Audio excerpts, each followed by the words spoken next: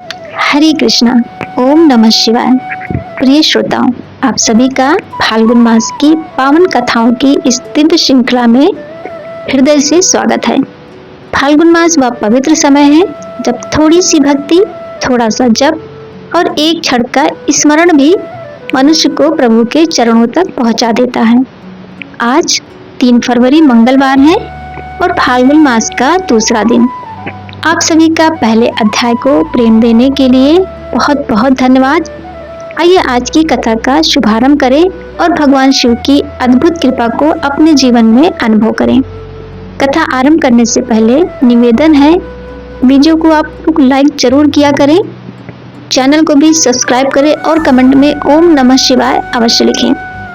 गौतम मुनि ने जब राजा मित्रसेन को बताया कि वे शिवरात्रि का उपवास करके भगवान शिव का महोत्सव देखकर लौटे हैं और मार्ग में एक अद्भुत आश्चर्य देखा, तब राजा ने पूछा, हे ब्राह्मण, आपने मार्ग में कौन सा आश्चर्य देखा और कहां पर देखा, वह मुझे भी बताइए। तब गौतम जी कहने लगे, राजन, गोकर्ण से आते समय एक स्थान पर दोपहर के समय मुझे एक स्वच्छ सरोवर दिखाई दिया। वहां जल पीकर मैंने रास्ते की थकान दूर की और घनी एवं शीतल छाया वाले बरगद के नीचे विश्राम किया। उसी समय थोड़ी ही दूर पर मैंने एक अंधी, बूढ़ी और दुबली पतली चंडालिन को देखा। उसका मुंह सूख गया था, उसने कुछ भी भोजन नहीं किया था और वह अनेक प्रकार के रोगों से पीड़ित थी। उसके शरीर में कोढ़ के घाव हो गए थे और बहुत से घावों में कीड़े भी पड़ गए थे। उसकी कमर में पीप और रक्त से सना हुआ एक फटा पुराना वस्त्र लिपटा हुआ था। उसे उस दशा में देखकर मुझे बहुत दया आई और उसके मृत्यु काल की प्रतीक्षा करता हुआ मैं क्षण भर वहीं बैठा रहा। इतने में ही भगवान शंकर के पार्षदों द्वारा लाया जाता हुआ एक विमान मैंने देखा, जो अपनी किरणों से आकाश मार्ग को प्रकाशित कर रहा था। तब मैंने शीघ्र ही समीप जाकर आकाश में खड़े हुए उन शिवगणों से पूछा, आप लोगों को नमस्कार है। मैंने आप लोगों को पहचान लिया है। आप सभी महादेव जी के चरणों के सेवक हैं। आपने इस समय जो यहाँ आने का कष्ट उठाया है, वह आपकी यात्रा संपूर्ण लोगों की रक्षा करने के लिए हुई है या आप लोगों को कोई विनोद सूझा है? कृपा करके मुझे बतलाइए, आप यहाँ किस लिए पधारे हैं? तब शिव जी के दूत बोले, मुने, ये सामने जो चंडालिन मर रही है, इसी को ले जाने के लिए भगवान शिव ने हमें आदेश दिया है। यह सुनकर मैंने पूछा, अहो, ये महापापात्मा घोर चंडालिन इस दिव्य विमान पर बैठने की अधिकारी कैसे हो सकती है? ये तो जन्म से लेकर जीवन भर प्रायः अपवित्रता में ही डूबी रही, पाप में मग्न और पाप का अनुगमन करने वाली है। इस दुराचारिणी को आप लोग शिवलोक में क्यों ले जाना चाहते हैं? इसने तो कभी भी शिव जी का पंच अक्षर मंत्र नहीं जपा, शिव जी का पूजन नहीं किया और न कभी भगवान शंकर का ध्यान ही किया है। सत्संग से सदा दूर रहने वाली इस अत्यंत क्रोधी स्वभाव वाली स्त्री को आप लोग भगवान शिव के लोक में कैसे ले जाना चाहते हैं? अहो, ईश्वर की इस लीला का रहस्य देहधारियों की समझ में आना कठिन है, जिसमें पापात्मा प्राणी भी दया करके परम पद में पहुंचाए जाते हैं। मेरा ऐसे कहने पर देवादिदेव भगवान शिव के दूत इस प्रकार कहने लगे, महामते, ये कर्मों के परिपाक से प्राप्त होने वाली गति देखो, जो कि एक नीच से नीच नारी भी आज रोग शोक से रहित परम धाम पर आरूढ़ हो रही है। इसने पूर्व जन्म में अन्न दान नहीं किया था, अतः भूख प्यास आदि क्लेश से यहाँ पीड़ित हो रही है। इसने जो मदिरा के नशे में अंधी होकर बड़ा भयंकर पाप कर डाला था, उसी के फल से ये जन्म से ही अंधी हो गई। पूर्व जन्म में इसने जानबूझकर गाय के बछड़े को खाया था, इसीलिए इस जन्म में ये अतिशय नीच चंडालिन हुई। इसने सदाचार का मार्ग त्याग कर पूर्व जन्म में व्याभिचार के मार्ग को अपनाया था। उसी अकथनीय पाप से इस जन्म में ये दुराचारिणी और दुर्भाग्यवती हुई है। विधवा होकर भी इसने दूसरे पति का आलिंगन किया। उसी महान पाप के कारण इसके शरीर में कोढ़ के बहुत से घाव हो गए हैं। इसने काम वेदना से व्याकुल होकर स्वेच्छा अनुसार शूद्र से रमण किया था। उस पाप के कारण इसे महारोग, पीप और कोढ़ों से पीड़ित होना पड़ा। इसने कभी भी उत्तम व्रतों का पालन नहीं किया। यज्ञ पूजा नहीं की, कुआं आदि खुदवाने या बगीचे लगाने का काम भी नहीं किया, उसी पापों से ये सब प्रकार के भोग साधनों से रहित होकर दुख पा रही है। पूर्व जन्म में इस मूर्ख स्त्री ने मदिरा पान किया था, उसी पाप से ये महायक्षमा क्षय की जो रोग है, पीड़ा और हृदय शोध से तड़प रही है। मुनि श्रेष्ठ विवेकी महात्मा यहीं पर सब मनुष्यों में उनके संपूर्ण पाप चिन्ह देखते हैं।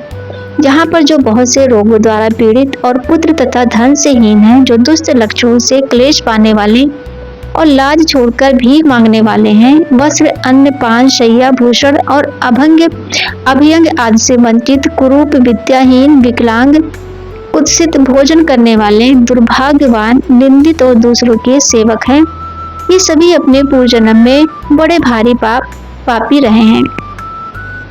इस प्रकार यत्न पूर्वक विचार करके और संसार के मनुष्यों की दशा देखकर विद्वान पुरुष कभी भी पाप नहीं करता। अगर करे तो वह आत्मघाती है। जीव का यह मनुष्य शरीर अनेक प्रकार के सत्कर्मों का एकमात्र साधन है। इसके द्वारा सदा शुभ कर्मों का ही सेवन करे, पाप कर्मों को सदा के लिए सर्वथा त्याग दे। सुख की इच्छा रखने वाले को पुण्य करना चाहिए। मनुष्य का यह शरीर अत्यंत दुर्लभ है। इसे पाकर जो कोई भी अपना हित चाहने वाला मनुष्य एकमात्र भगवान शिव की शरण लेता है, एक चित होकर उन्हीं का ध्यान करता है, वह समस्त पापों से तर जाता है। पहले इस दुराचारी स्त्री के मुख से असावधानी में शिव जी का नाम उच्चारित हुआ है। श्री गोकर्ण क्षेत्र में शिवरात्रि को उपवास करके रात में इसने जागरण किया और शिव जी के मस्तक पर बिल्व पत्र चढ़ाया है। उसी का जो उत्तम फल है उसे ये आज भोगने जा रही है। ये सब तुम अपनी आंखों से देख रहे हो। गौतम जी कहते हैं, राजन, इस प्रकार कहकर उन सुरतों ने उस चंडालिन की योनि से जीव को खींचकर उसे दिव्य तेज से संपन्न कर दिया। उस नारी को दिव्य शरीर की प्राप्ति हुई और वह तेज की राशि से उद्दीप्त सी हो उठी। इसके बाद भगवान शिव के दूतों ने प्रसन्न होकर उसे विमान पर बिठा लिया। वह परम सुंदर रूप और लावण्य से सुशोभित तथा दिव्य रूप धारण करने वाली हो गई। उसकी देह से सब ओर दिव्य सुगंध और दिव्य प्रकाश फैल रहे थे। वह विमान में बैठी हुई शिव जी के चरण बिंद का स्मरण कर रही थी। उसे वे पार्षद भगवान महादेव जी के पास ले गए। उस समय जब लोकपाल आश्चर्यचकित होकर ये सब देख रहे थे, राजन, गिरजापति भगवान शंकर के प्रति लेश मात्र भक्ति का ये अत्यंत आश्चर्यजनक महात्म्य मैंने तुम्हें बताया है, जो समस्त पाप राशि का नाश करने वाला है। राजा ने पूछा, भगवान परमेश्वर शिव का ये उत्तम लोक कैसा है? अगर आपकी मुझ पर दया है तो मुझे शिवलोक का भी लक्षण बताइए। तब गौतम जी बोले, राजन, ब्रह्मा आदि देवेश्वर के लोकों में भी जो अत्यंत दुर्लभ आनंद है, वह जिस दिव्य धाम में नित्य निरंतर विद्यमान रहता है, वही परमेश्वर शिव का लोक है, जहाँ सब लोगों को लांघ कर जाना होता है, जिसमें दिव्य प्रकाश स्थित है तथा जहाँ अविद्या रूपी अंधकार का कहीं लेश मात्र भी संयोग नहीं है, वही परमेश्वर शिव का लोक है। जहाँ काम, क्रोध, लोभ और मद आदि विकार निवास नहीं करते और जहाँ जन्म आदि अवस्थाएं नहीं प्राप्त होती, वह परमेश्वर शिव का लोक है। जो लोग भगवान शिव की भक्ति से भरपूर हैं, वे ही उस दिव्य धाम में जाते हैं। जो भगवान शंकर की कथा सुनने और कहने में प्रसन्नता का अनुभव करते हैं, केवल शांति में ही जिनकी स्थिति है और जो सब प्राणियों के अकारण सुहृदय और मोह रहित हैं, वे संचार चक्र को लांघकर भगवान शंकर के आनंदमय धाम को पाकर सुखी होते हैं। राजन, इस प्रकार तुम भी गोकर्ण क्षेत्र में भगवान शंकर के स्थान पर जाकर उनके दर्शन से समस्त पाप राशि का निवारण करो और धन्य हो जाओ। वहां सब समय में स्नान करके महाबल शिव की पूजा करो और शिव चतुर्दशी को एकाग्रता पूर्वक उपवास करके रात्रि में जागरण तथा बिल्वपत्र द्वारा भगवान शंकर का पूजन करो। इससे तुम सब पापों से मुक्त होकर शिवलोक को प्राप्त हो जाओगे। ऐसा कहकर मुनिवर गौतम प्रसन्नता पूर्वक मिथिलापुरी को चले गए और राजा मित्र सह गोकर्ण क्षेत्र में आ गए। वहां महाबल नाम से प्रसिद्ध महादेव जी का दर्शन और पूजन करने से ही उनकी समस्त पाप राशि दूर हो गई और उन्होंने भगवान शिव के परम धाम को प्राप्त कर लिया। अब आइए सुनते हैं श्रीकर गोपाल की कथा। उज्जैन नगरी में चंद्रसेन नामक एक राजा थे। वे उसी नगर में निवास करने वाले भगवान महाकाल का पूजन करते थे। शिव जी के पार्षदों में अग्रगण्य तथा अमंगल को जीतने वाले विश्व वंदित मणिभद्र जी राजा चंद्रसेन के मित्र हो गए थे। उन्होंने राजा पर प्रसन्न होकर एक समय उन्हें दिव्य चिंतामणि प्रदान की, जो कौस्तुभ मणि तथा सूर्य के समान देदीप्यमान थी। वह देखने, सुनने अथवा ध्यान करने पर भी मनुष्यों को मनवांछित वस्तु प्रदान करती थी। राजा उस चिंतामणि को कंठ में धारण करके जब सिंहासन पर बैठा करते थे, तब देवताओं में सूर्य नारायण की तरह उनकी शोभा हुआ करती थी। राजा चंद्रसेन के विषय में ये सब बात सुनकर समस्त राजाओं के मन में उस मणि के प्रति लोभ की मात्रा बढ़ गई और वे ईर्ष्या करने लगे। एक बार उन सभी ने बहुत सी सेना साथ लेकर क्रोधपूर्वक धरती को कपाते हुए आक्रमण कर दिया और उज्जैन को चारों ओर से घेर लिया। अपनी नगरी को घिरा हुआ देखकर राजा चंद्रसेन भगवान महाकाल की शरण में गए और मन को संदेह रहित करके दृढ़ निश्चय के साथ उपवास पूर्वक दिन रात अनन्य भाव से भगवान गौरीपति की आराधना करने लगे। उन्हीं दिनों उस नगर में एक ग्वालिन रहती थी, जिसका एकमात्र ही पुत्र था। वह विधवा थी और उज्जैन में बहुत दिनों से रहा करती थी। वह अपने 5 वर्ष के बालक को लिए हुई महाकाल के मंदिर में गई और राजा चंद्रसेन द्वारा की हुई गिरजापति की महापूजा का दर्शन किया।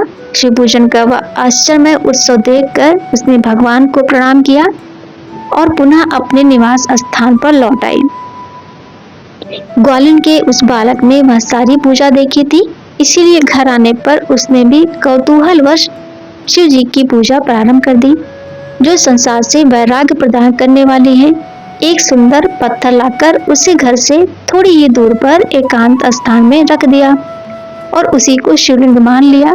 फिर उस अपने छोटे छोटे हाथ से मिलने लायक जो कोई भी फूल उसे दिखाई दिए, उन सबको इकट्ठा करके उस बालक ने जल से शिवलिंग को स्नान कराया और भक्ति पूर्वक पूजन किया। उसके बाद कृत्रिम अलंकार, चंदन, धूप, दीप और अक्षत आदि उपचारों से अर्चना करके मन कल्पित अर्थात मन से भाव करके दिव्य वस्तुओं को भगवान को नैवेद्य निवेदित किया। सुंदर सुंदर पत्रों, फूलों से बार बार पूजा करके तरह तरह से शिवलिंग के सामने नृत्य किया और बारंबार भगवान के चरणों में शीश झुकाया। इस प्रकार अनन्यचित होकर शिव जी की आराधना में लगे हुए अपने पुत्र को ग्वालिन ने बड़े प्यार से भोजन के लिए बुलाया, लेकिन उसका मन तो पूजा में लगा हुआ था। माँ के बहुत बुलाने पर भी उसे भोजन करने की बिल्कुल इच्छा नहीं हुई। तब उसकी माँ स्वयं चलकर उसके पास गई और शिव जी के आगे आंखें बंद करके ध्यान लगाए बैठे अपने पुत्र को हाथ पकड़कर खींचने लगी। इतने पर भी जब वो नहीं उठा, तब उसने क्रोध में आकर अपने पुत्र को खूब पीटा।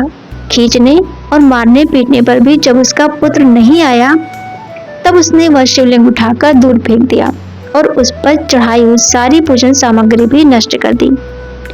ये देखकर वो नन्हा बालक हाय हाय कहकर रो उठा। रोष से भरी हुई ग्वालिन अपने बेटे को डांट डपट कर फिर से घर में चली गई। उधर भगवान शिव की पूजा को अपनी माँ के द्वारा नष्ट हुई देखकर वह बालक देव देव महादेव की पुकार करते हुए सहसा मूर्छित होकर गिर पड़ा। उसकी आंखों से आंसुओं की धारा बह रही थी। 2 घड़ी के बाद जब उसे होश आया, तब उसने आंखें खोली और देखा उसका वही निवास स्थान परम सुंदर शिवालय हो गया था। मड़ियों के खंभे उसकी शोभा बढ़ा रहे थे। उसके द्वार, किवाड़ और सदर फाटक सब कुछ सोने के बन गए थे। वहां की धरती बहुमूल नीलमणि और हीरो की वेदिकाओं से सुशोभित थी। ये सब देखकर वह बालक सहसा उठा और हर्ष से परमानंद के समुद्र में निमग्न सा हो गया। उसने समझ लिया कि सब शिव जी की पूजा का ही महात्मा है, उसी के प्रभाव से दिव्य विभूति प्रकट हुई है। इसके बाद उस बालक ने अपनी माता के अपराध की शांति के लिए पृथ्वी पर मस्तक रखकर साष्टांग प्रणाम किया और कहा, हे देव, हे उमापति, मेरी माता का अपराध क्षमा कीजिए। वो मूढ़ हैं, आपके प्रभाव को नहीं जानती हैं। महादेव, आप उस पर प्रसन्न हो जाइए। अगर मुझ में आपकी भक्ति से उत्पन्न हुआ कुछ भी पुण्य है तो उससे मेरी माता आपकी दया पात्र कर सके। इस प्रकार भगवान शंकर को बार बार प्रसन्न करके उनके चरणों में मस्तक झुकाकर सूर्यास्त के समय वह बालक शिवालय से बाहर निकला और उसने अपने शिविर घर को देखा। वह इंद्रनगर के समान शोभा पा रहा था। वहां सब कुछ तत्काल स्वर्णमय होने लगा।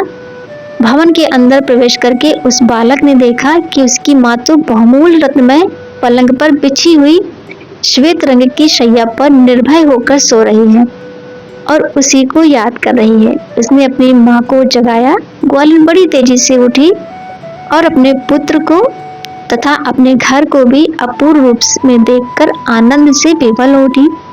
पुत्र के मुख से गिरजापति शंकर जी का वैसा प्रसाद सुनकर ग्वालिन ने राजा को सूचना दी, जो नित्य निरंतर भगवान शिव के भजन में ही लगे रहते थे। राजा अपना नियम पूरा करके रात में अचानक वहां आए और ग्वालिन के पुत्र का वह प्रभाव जो शंकर जी के संतोष से प्रकट हुआ था उसे देखा। स्वर्णमयी मंदिर, रत्नमय शिवलिंग और सुंदर मणि माणिक्य से जगमगाता हुआ ग्वालिन का सुंदर महल देखकर राजा चंद्रसेन पुरोहित और मंत्रियों के साथ 2 घड़ी तक आश्चर्यचकित होकर परमानंद में डूबे रहे। उसके बाद उन्होंने आंखों से प्रेम के आंसू बहाते हुए ग्वालिन के उस बालक को हृदय से लगा लिया। भगवान शिव के इस अद्भुत महात्म की चर्चा समस्त नगरवासियों में बड़ी तेजी से फैली और यही सब कहते सुनते भर रात मानो क्षण भर में ही बीत गई। युद्ध के लिए आए हुए नगर को उधर चारों ओर से घेर कर खड़े राजाओं ने भी प्रातःकाल अपने दूतों के मुख से यह परम अद्भुत समाचार सुना। सुनते ही उनके मन से वैर भाव निकल गया।